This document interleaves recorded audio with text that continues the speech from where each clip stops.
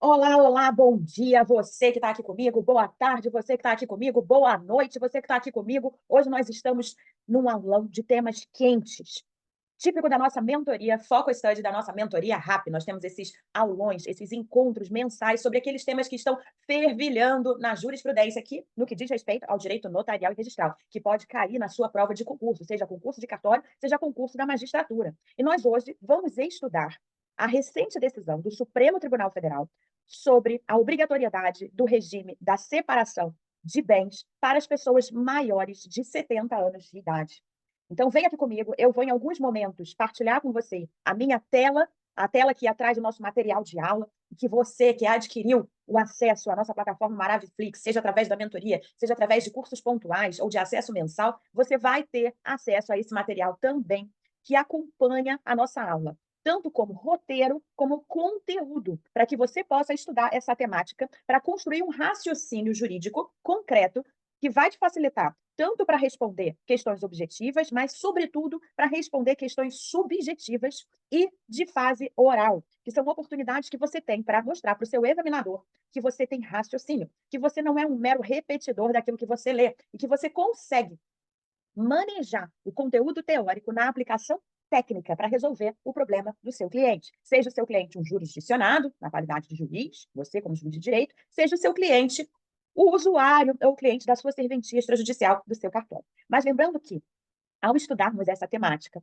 nós vamos estudar não apenas o caso concreto, a origem que deu aso a essa discussão jurídica, como também os efeitos dessa conclusão para a atividade notarial, sobretudo notarial. Então, eu quero que você, mesmo que você esteja estudando para o concurso da magistratura, eu quero que você pense comigo sob a ótica do direito notarial, porque você, quando você for juiz, você pode vir a assumir a titularidade de uma vara com atribuição para registro público.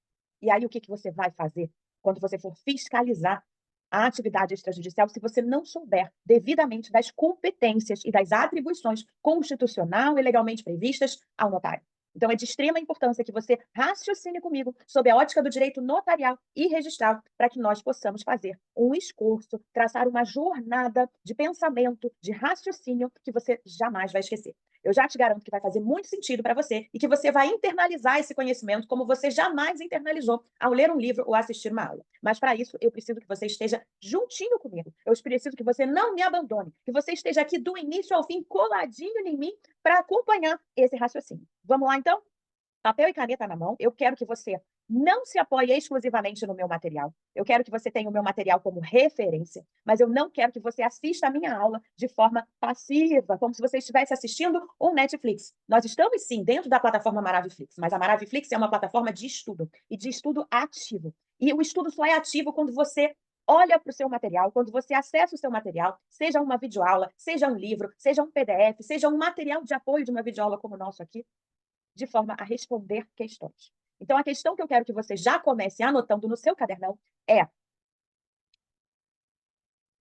sobre o que o STF decidiu a respeito do regime de bens para pessoas maiores de 70 anos.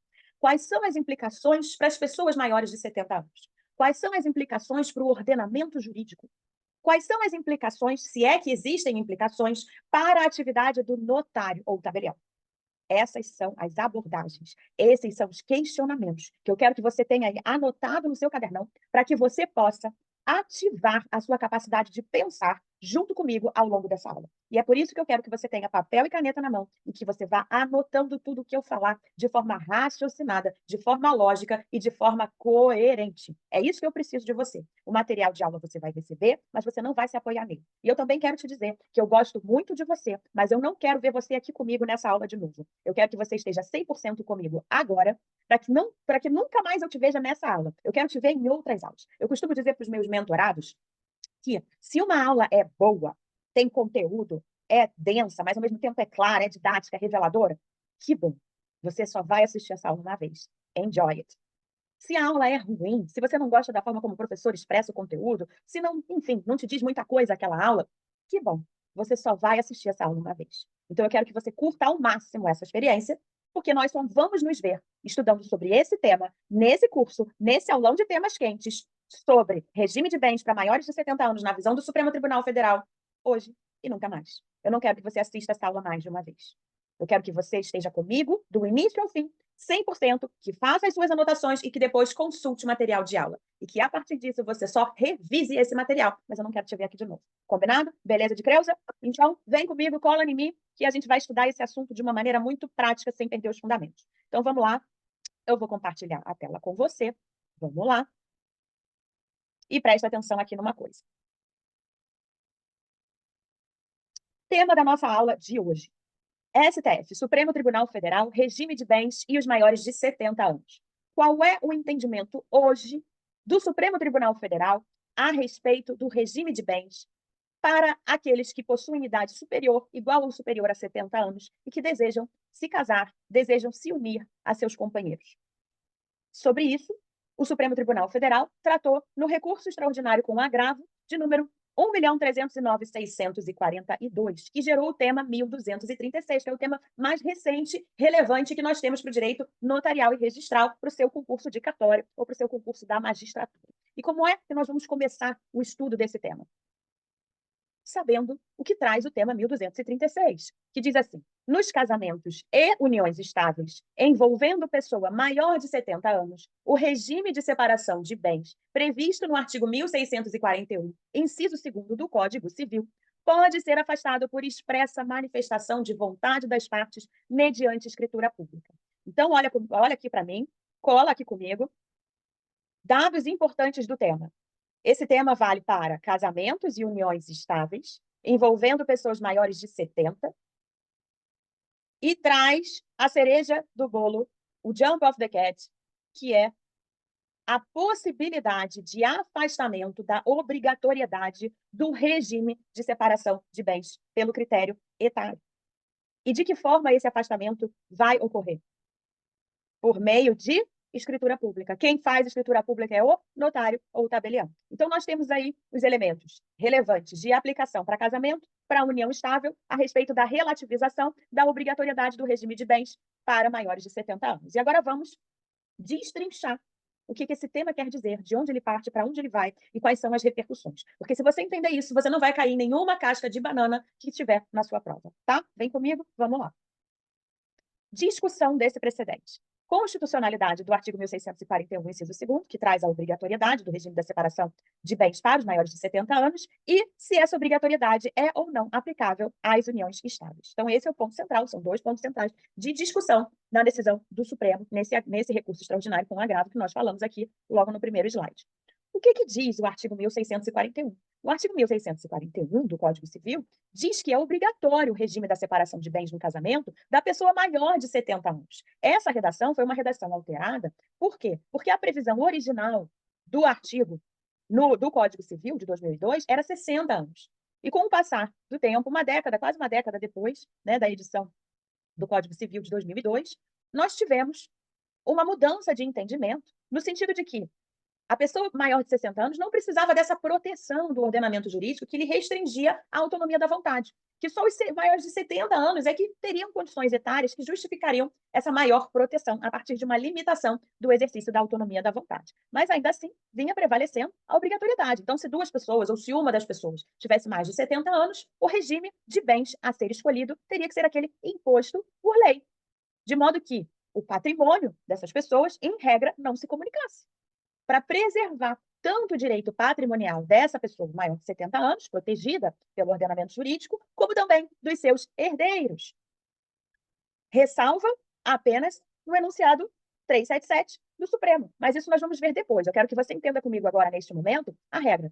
Então, a regra, até então, era que pessoas maiores de 70 anos não poderiam se casar por outro regime que não da separação obrigatória de bens, com o intuito, com o objetivo de preservação do patrimônio da própria pessoa e, naturalmente, dos seus herdeiros.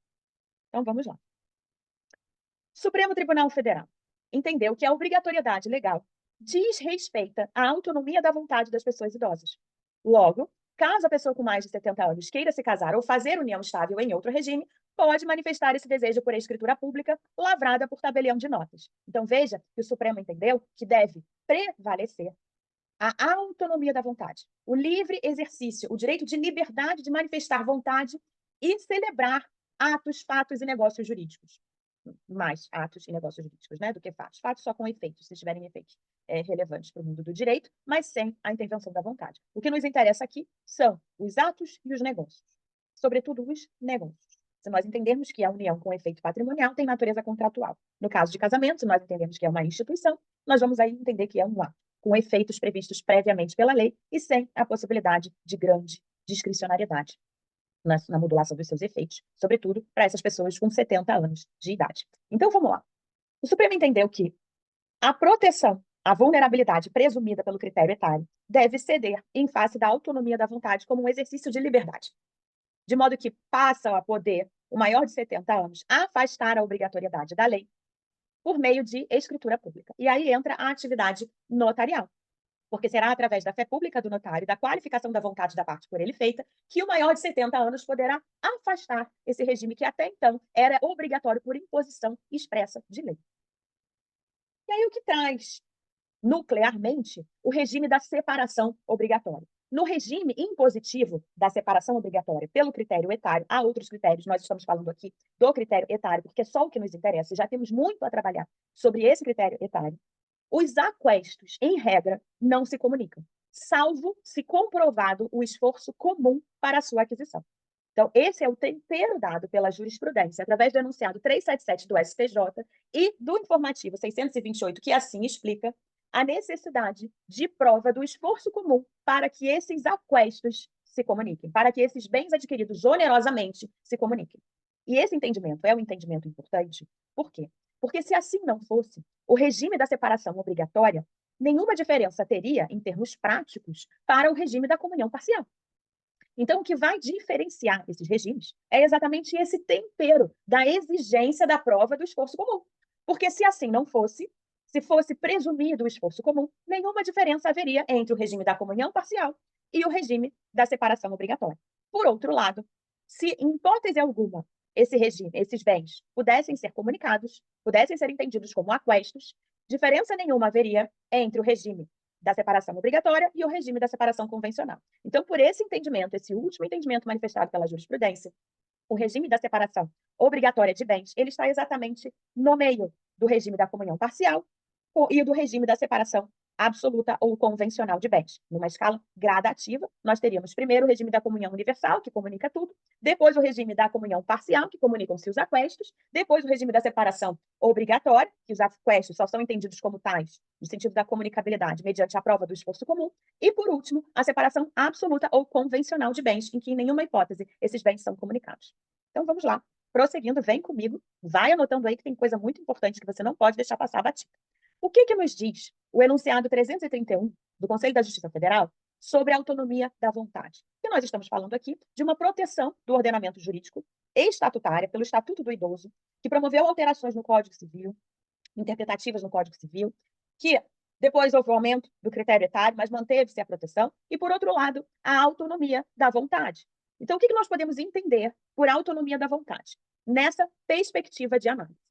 O enunciado 331 nos diz que o estatuto patrimonial do casal pode ser definido por escolha de regime de bens distinto daqueles tipificados no Código Civil, pelo artigo 1.639, parágrafo único do 1.640, e para efeito de fiel observância do disposto no artigo 1.528 do Código Civil, cumpre certificação a respeito nos autos do processo de habilitação matrimonial. Então, o que o enunciado nos traz? Ele nos traz que, em regra, desconsiderado esse critério etário e demais hipóteses de imposição do regime da separação de bens, obrigatória de bens, o que nós temos é uma regra de liberdade de escolha, uma regra pautada na autonomia da vontade, em que, apesar de haver expressa previsão legal sobre os tipos de regimes de bens existentes, os regimes sobre os regimes de bens típicos positivados na lei, nada impede que as partes construam o seu próprio regime, com peculiaridades adaptadas à sua realidade circunstancial de vida e de vivência e de convívio do casal, para criar sistemas híbridos. O que nós não podemos é fazer uma mistura entre esses sistemas típicos em termos de efeitos. Nós devemos escolher um sistema para preponderar e, a partir dali, trazer peculiaridades adaptadas e ajustadas à vida do casal e aos seus interesses particulares, mas sempre com um regime preponderante. É isso que nos traz aqui o enunciado 331 sobre a autonomia da vontade aplicada aos regimes de bens.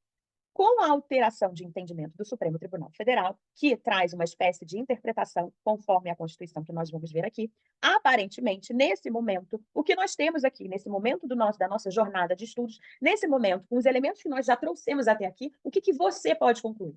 Você e eu podemos concluir que, aparentemente, com esse novo entendimento do Supremo, nós temos uma possível aplicação do enunciado 331 também para os maiores de 70 anos, conferindo a eles a liberdade de escolha de regime de bens distinto daqueles previstos em lei. Mas esse precedente jurisprudencial vai vincular a atividade notarial? Porque, veja bem, se nós temos o tema 1236 admitindo a preponderância do princípio da autonomia da vontade sobre a proteção do vulnerável pelo critério etário no sentido patrimonial, e que esse afastamento, essa flexibilização que possibilita a escolha de regime diverso daquele da separação obrigatória, e que isso seja feito por escritura pública, nós devemos entender aqui se o notário está ou não obrigado a acatar esse pedido. Nós temos o Supremo dizendo que é possível afastar o regime impositivo e que esse afastamento deve necessariamente ocorrer por meio de escritura pública. Nós sabemos que escritura pública é um ato típico notarial, ou seja, um ato típico praticado pelo tabelião ou notário. Mas também nós sabemos, num terceiro momento, que o notário é vinculado ao princípio da legalidade em sentido estrito. Para o notário, como ele está regido tanto pelas relações de direito administrativo, porque ele exerce de forma privada um serviço ou uma atividade típica do poder público, e porque ele exerce uma atividade de mediação ou intermediação de interesses particulares, ele é regido, ele tem as suas atividades extrajudiciais regidas tanto pelo direito administrativo quanto pelo direito privado. Só que aí nós temos uma discrepância entre aquilo que se entende como princípio da legalidade em cada uma dessas vertentes. Por quê, Maravi? Por que há uma aparente discrepância? Por quê? Se para o direito administrativo só é permitido, só é legal aquilo que está expressamente previsto em lei, para o direito privado, tudo aquilo que não é expressamente vedado é permitido. Então, o que nós precisamos fazer aqui, sobre esse aparente conflito prático na atividade do notário, é entender qual é o objetivo, qual é o objeto da atividade que ele está praticando naquele momento. Se a atividade dele for na relação titular-usuário, é o direito administrativo. Se for a organização da atividade, é direito administrativo. Se for a interpretação ou a qualificação da vontade das partes, aí é direito civil. E se aquilo que não é expressamente vedado é permitido, a partir do momento que não é vedado a escolha, não é vedada a escolha do regime diverso da separação obrigatória para os maiores de 70 anos, pode o notário lavrar essa escritura, mediante requerimento da parte? A questão é que esse afastamento da norma impositiva se deu por decisão jurisprudencial, não está na lei. Se for olhar a lei, o regime é impositivo, e tudo aquilo que é desrespeitado e que é impositivo é vedado. Então, que interpretação nós faríamos para saber se o notário pode lavrar escritura estabelecendo um regime diverso, no caso seria uma escritura declaratória ou um pacto antinupcial, estabelecendo o regime diverso da separação obrigatória de bens, ou não pode, porque ele está adstrito à lei e a lei impõe o regime da separação obrigatória. É isso que nós vamos ver aqui. E para responder essa pergunta, nós vamos agora adensar. Até então, nós trabalhamos na horizontalidade, falando sobre o precedente do Supremo, o tema 1236, o que ele quer dizer, o que é o regime da separação obrigatória, o que é a autonomia da vontade, qual a intenção do legislador com essa restrição de direitos ao maior de 70 anos. E agora nós vamos adensar para saber se, hoje, o notário pode atender a esse pedido da parte, flexibilizando a imposição normativa ou não. Ou seja, nós vamos analisar os limites e a extensão do princípio da legalidade para a atividade extrajudicial notarial atualmente. Ok? Então vem comigo, não me abandona. Vamos lá. O que é a atividade notarial? A atividade notarial é aquela praticada pelos notários na qualidade de agentes em colaboração com a administração pública, com a finalidade de, através da fé pública, atribuir publicidade, validade, eficácia e segurança jurídica aos atos, fatos e negócios jurídicos que envolvem as partes, a fim de assegurar a prevenção de litígios e a paz social. Essa é a atividade notarial. Essa é a definição da atividade notarial. Então, entendendo que A atividade extrajudicial de cunho notarial é exercida por um particular em colaboração com a administração pública, sem a característica da hierarquia ou subordinação, já que ele é um particular em colaboração, mas que se destina, através da chancela da fé pública, a atribuir publicidade, validade, eficácia, segurança jurídica e paz social. Poderia o notário praticar atos diversos daqueles que são ditos impositivamente pela lei? Vamos continuar a nossa jornada para chegar a essa resposta, se é que há alguma resposta hoje. Então, vamos lá. Já entendemos o que é atividade notarial. Agora, o que é a desjudicialização? Porque se esse ato era antes praticado por um juiz, se deveria o juiz autorizar regime diverso daquele imposto pela lei, poderá agora o notário, sem qualquer intervenção judicial, afastar imposição legal? Se assim se entender, será sob o fundamento da desjudicialização, que traz para o notário atribuições antes exclusivas do Poder Judiciário para a solução de impasses jurídicos na vida das partes interessadas. Mas, para isso, nós precisamos entender o que é desjudicialização. A desjudicialização é um movimento composto por novas diretrizes de fixação de competências jurisdicionais, fixação de competências de dizer o direito e substituir a vontade das partes em regra, também chamadas de desjurisdicionalização ou extrajudicialização, as quais, para alguns, denotam um adensamento da terceira onda de acesso à justiça, de Mauro Capelletti, e para outros, compõem verdadeiro estatuto desjudicializante. Então, o que nós temos aqui é a definição da desjudicialização, também chamada de desjurisdicionalização ou extrajudicialização, como um grande movimento de adensamento da terceira onda de acesso à justiça, ou como um estatuto desjudicializante, seja pelo viés interpretativo, principiológico, de trazer maior acessibilidade à justiça por meios outros e não mais restritos ao Poder Judiciário, seja pelo viés normativo, ao se entender que, cada vez mais, um volume maior de diplomas legais prevê a transferência de competências ou de parcelas de competência do Poder Judiciário para o extrajudicial ou para outros particulares em colaboração com a administração pública. Se entender pelo aspecto normativo, no sentido de que só a lei pode trazer essa delegação, vai se conceber a desjudicialização como um grande estatuto desjudicializante. É estatuto porque precisa estar positivado. É estatuto porque é uma compilação de diplomas normativos que vão formar um grande estatuto protetivo, que até fundamenta um microsistema. Pode vir a fundamentar um microsistema. Se entender pelo aspecto teleológico, pelo aspecto da finalidade do movimento de ampliação do acesso à justiça, independentemente da via pela qual isso é feito, vai se entender que é um adensamento, uma ampliação da terceira onda de acesso à justiça, que vai culminar lá na frente, nós vamos ver a seguir, na justiça multiporte. Então, vamos lá. A atividade jurisdicional é típica, mas não é exclusiva. E tanto não é exclusiva que cada vez mais a atividade extrajudicial vem absorvendo parcelas de competência do Poder Judiciário. A exemplo do inventário extrajudicial, da separação, do divórcio extrajudicial, da uso capião, da adjudicação compulsória. Vejam quantas atribuições. Da notificação, da execução da garantia, dos contratos de alienação fiduciária de bem imóvel. Olha só quanta coisa, né? E aí, se a gente for pensar, desde 1997, nós já estamos tendo exemplos concretos e normativos desse grande movimento desjudicializante. Então, a atividade é fato, ela é típica, né? O Poder Judiciário é um dos poderes constituídos pelo nosso Estado Democrático de Direito na nossa Carta da República. Mas a sua atividade, ela não é exclusiva, porque ela é passível de delegação. Estudos mais aprofundados hoje giram em torno dos limites dessa delegação. Quais seriam os limites, se é que eles existem, para se definir essa delegação como legítima e democrática ou ilegítima e antidemocrática?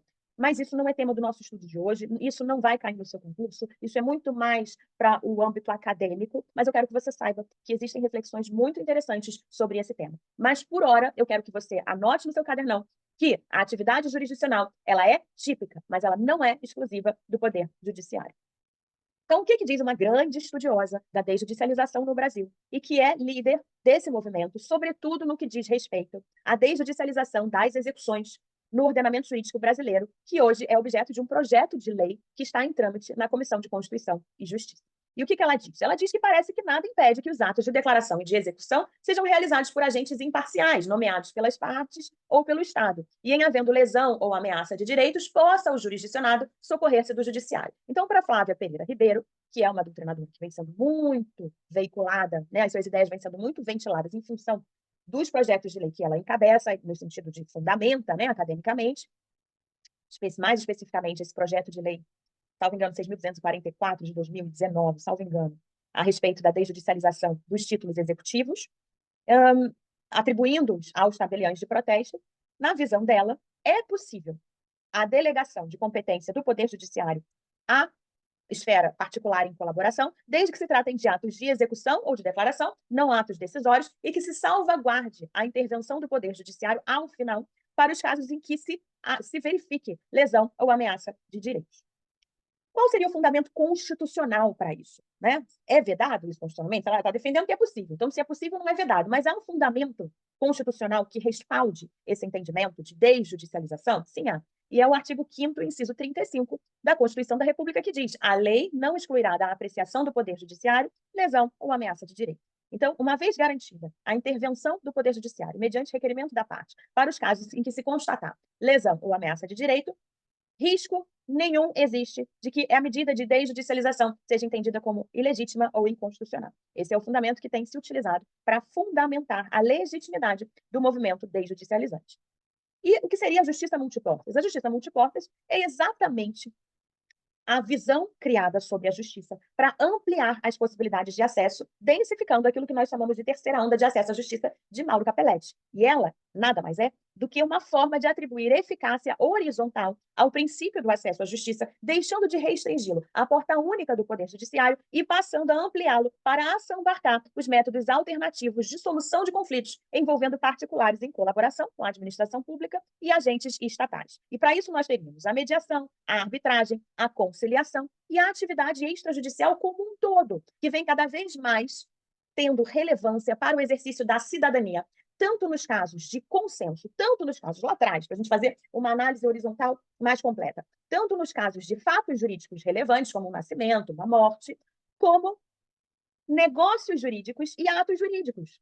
Então, veja bem, cada vez mais a atividade extrajudicial vem tomando conta, vem tomando parte dos atos mais importantes da vida do indivíduo, do cidadão, incluindo os atos negociais. E não mais pautados apenas no consenso. Nós já temos aí previsões de procedimentos desjudicializantes que assambarcam, que contemplam hipóteses que vão além do consenso, onde há dissenso em baixo grau, como, por exemplo, os casos de impugnação infundada nos procedimentos de uso capião.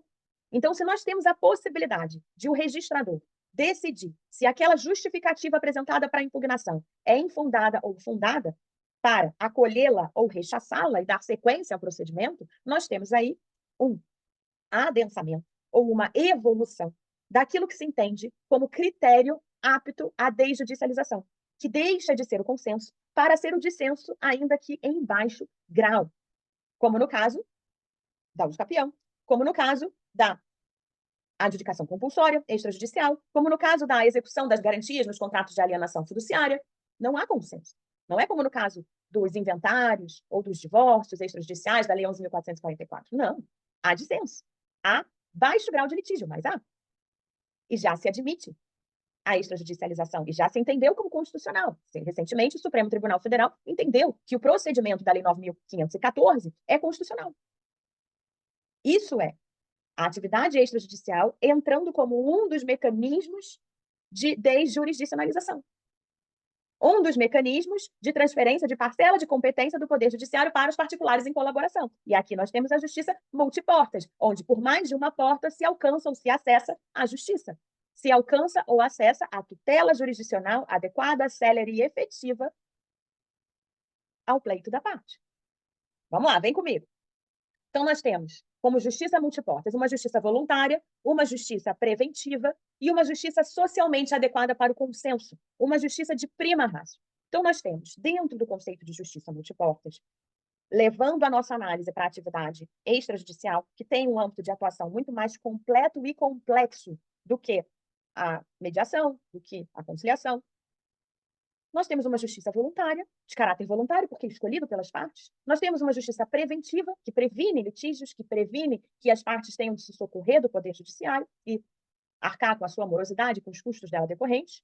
e uma justiça socialmente adequada para o consenso, em que as partes que têm consenso podem resolver a sua problemática diretamente através da atividade extrajudicial, que se mostra socialmente adequada para uma resolução à prima facie, para uma resolução num primeiro momento, sem deixar de facultar às partes a possibilidade de se socorrerem do Poder Judiciário caso entendam que estão tendo seu direito lesado ou ameaçado de lesão na prática extrajudicial. Vamos